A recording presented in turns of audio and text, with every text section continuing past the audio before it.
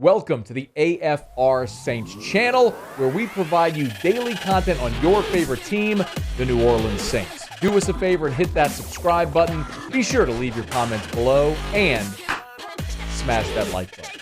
Who dat?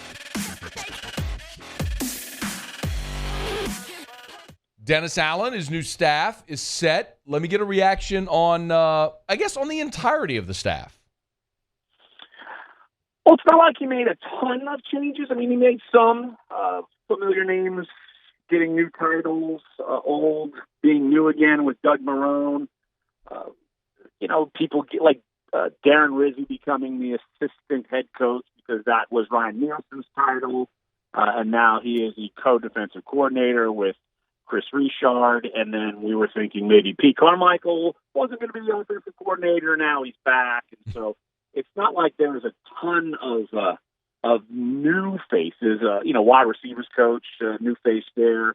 But Ronald Curry, he's been able to kind of move up the ranks, and I know he's someone who is bit highly respected in the building. So I guess when we were talking about continuity, and maybe that might change on the offensive side of the football, it didn't change as much as maybe we thought. So yeah, all in all, I think it goes kind of in step with what Dennis Allen wanted to do, and maybe what the organization thought when they hired him, that they would bring and keep faces in, and then maybe bring back someone like Doug Marrone, who I know knows how to coach offensive lines. Maybe you don't want him to be your head coach, but he can certainly coach offensive lines very well.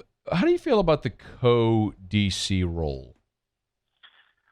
I hear that, and I think of the one time when LSU decided to be co-defensive coordinator, and that wasn't super swell in the, I guess, recent past, I would say. But this is different. I mean, I think this is something to where Dennis Allen is going to be calling the shots on defense. I mean, it's just like when Sean Payton was calling the shots on the offense, and Pete Carmichael was the offensive coordinator. I mean, those two, Chris Richard and Ryan Nielsen, will run the meetings when Dennis Allen has other head coaching duties he's got to take care of.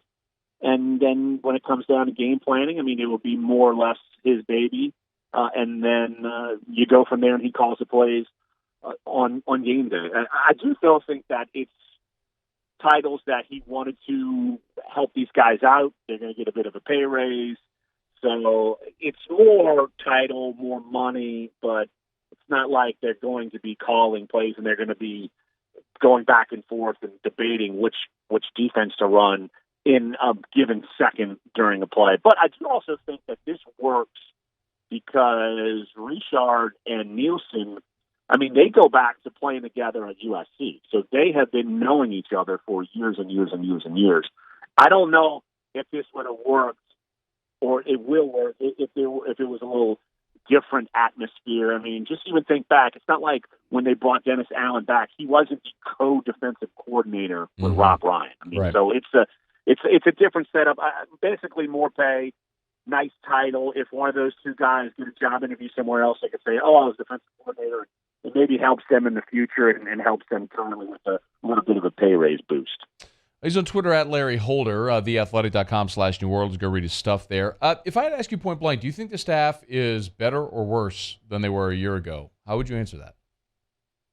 Worse. I mean, you can't lose Sean Payton and be better. I mean, that to me, yeah. But I do think, though, that maybe getting in some old new blood, like I think Doug Marrone, having him back will help the offensive line. I mean, I think that was a struggle, even with those injuries and such. I think bringing someone like him back in as opposed to a younger coach like Brendan Nugent, who's now with the Chargers. I mean, Joe Lombardi scooped him up and was familiar with him after the Saints moved on from him and picked up Doug Marrone.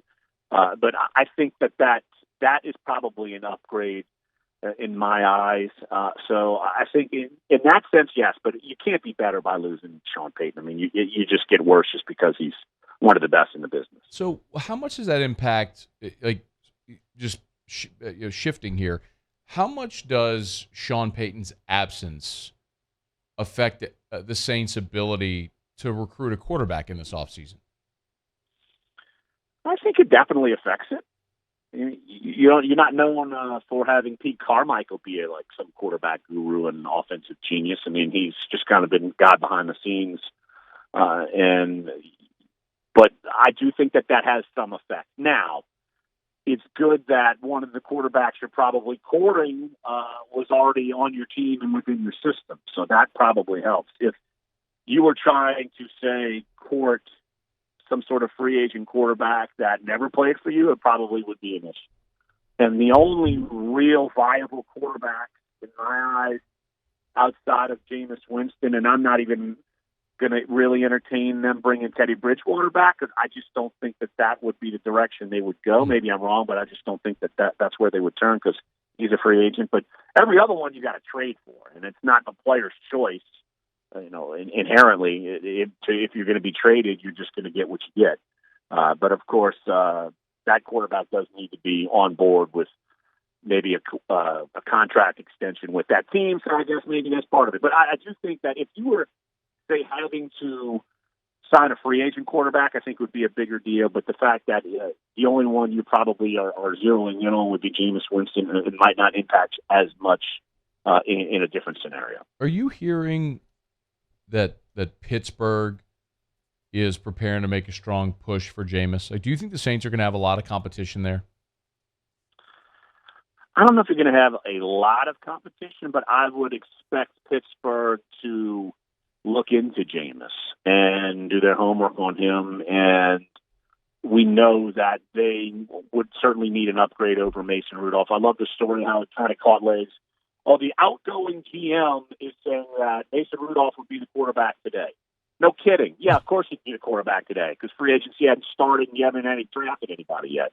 So that's just like funny February NFL news. So I think that Pittsburgh will be a player to at least take a look at Winston's. But I also just think that Pittsburgh, an organization like the Saints, they're not going to just dump a bunch of money on Jameis, because I still think that either franchise would look at him and say, well, you were pretty okay in 7 games, but that's all we saw, and there are positive numbers and negative numbers, and then there's your past where you've never been really a winning quarterback, and you've been more known for interceptions than anything else. And so I think that anybody going after Jameis will be a little hesitant, just because you don't want to dump and go long-term with him, because you just don't know if he's your absolute total future.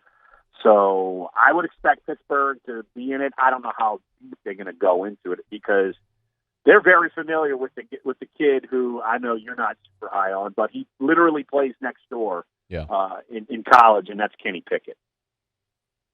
No, it would be fascinating to see. It's not.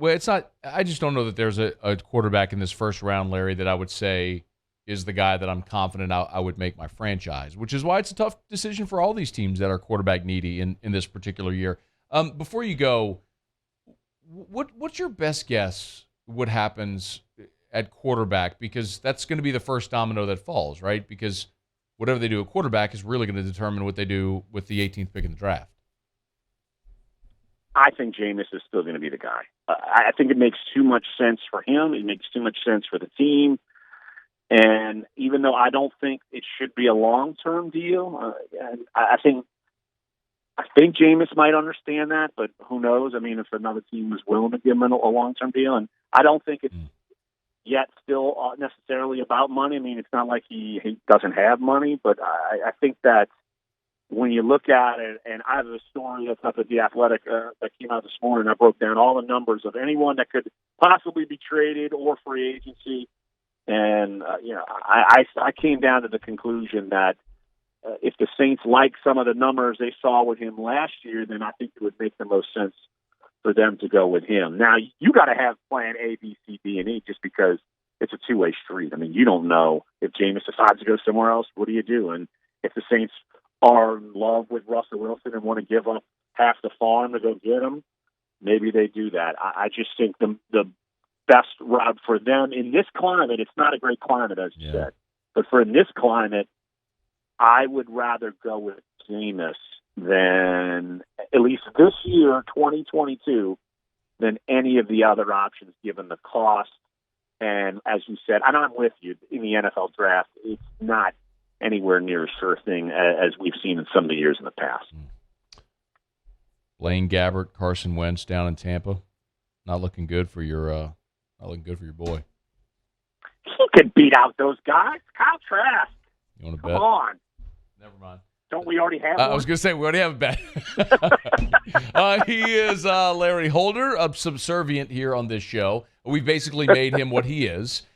You go to Rummel Career Days, and they only know you from being on this show. So you're welcome. We basically birthed your career. So you're welcome. You're welcome for Yes, you for your definitely birthed my career. There's no doubt. Also, side note that my kids heard Ace of Base a couple of days ago, and they equated that to the show because they always knew right before I came on for years you guys would play Ace of Base. Yeah, it's been a minute. I guess movie. And music. Yeah, that's been a minute. Moose, start doing that again, please. Okay.